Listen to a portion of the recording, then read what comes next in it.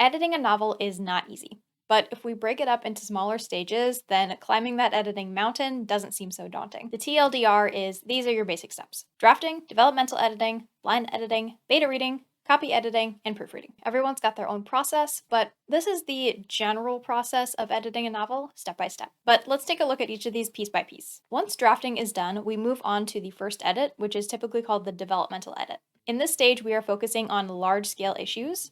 These are going to be things like fixing plot holes, adjusting the story structure by moving chapters around, and cutting unnecessary scenes. Not every story needs major developmental changes, but this is a good time to look at how all the pieces of your story work together as a whole. So for my fellow plotters, we will typically have a little bit less work to do here than our pantsing counterparts, as we typically did a little bit of this work just beforehand with our outline, but do make sure to keep your outline up to date as you're making changes. And for pantsers, this is a great time to create an outline of each of your scenes of your book for an easy to reference overview of your story. A critique partner is another writer of similar skill to us that we exchange writing with for feedback. Similarly, some writers will have a critique group, which is another group of writers that we exchange writing with in more of a workshop setting. Critique partners and writing groups may look for more developmental issues or more line-by-line issues. It just depends on the individual writers, but usually it'll be a mix of both. Once we're happy with the story elements and the structure of our book, we can move on to line editing. This stage focuses on mid-sized issues and details on a line-by-line level. In line editing, we clean up clunky dialogue, we work on sentence structure, we enhance clarity, and we remove unnecessary details. We also add imagery and make sure that the reader is seeing the story through the correct lens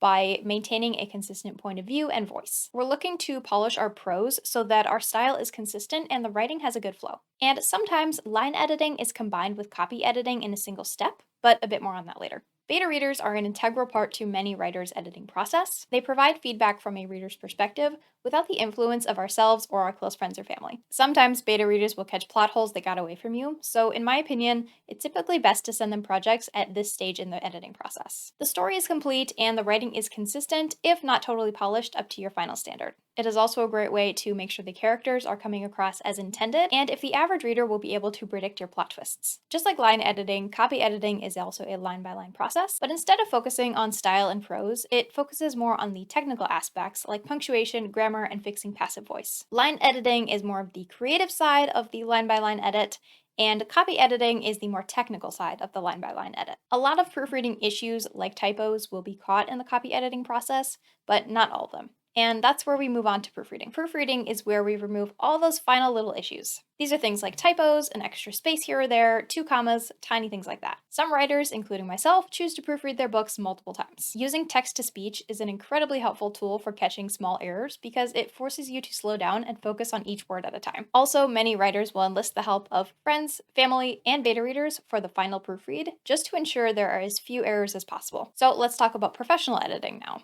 Depending on a writer's plan for their book, they may choose to hire a professional editor for any of these steps. Now, this doesn't mean that someone else is doing the work for you. It really just means we're adding another pair of eyes to a different step of editing. But most writers do not hire all of these professional editors. Again, it totally depends on the writer, their personal skill level, their plans for the project, and the book itself. For independent/self-published authors like myself, we typically don't hire developmental editors very often, instead relying on beta readers, critique partners, and writing groups for this area of editing. And I personally have not pursued traditional publishing, but I believe it is a similar story there. But developmental editing will probably be part of a publisher's process after a book gets signed. Those looking to query a book for traditional publishing likely won't do their own copy editing either, but it is pretty likely that you'll see people hiring a professional line editor before the querying process. So while the skills needed for editing and writing overlap in many different places, they are different sets of skills. Editing a novel is definitely not an easy step, but if you can embrace it as an equally important part of creating a polished and finished novel, then you'll have a bit of an easier time getting through it. If you're a reader who enjoys fantasy adventure, including elements like magic, battling the undead, and no spice romantic subplots, you might want to check out Revenge of the Druid Queen, which I recently published. Alright, that's all I got for you, so thanks for watching. Bye!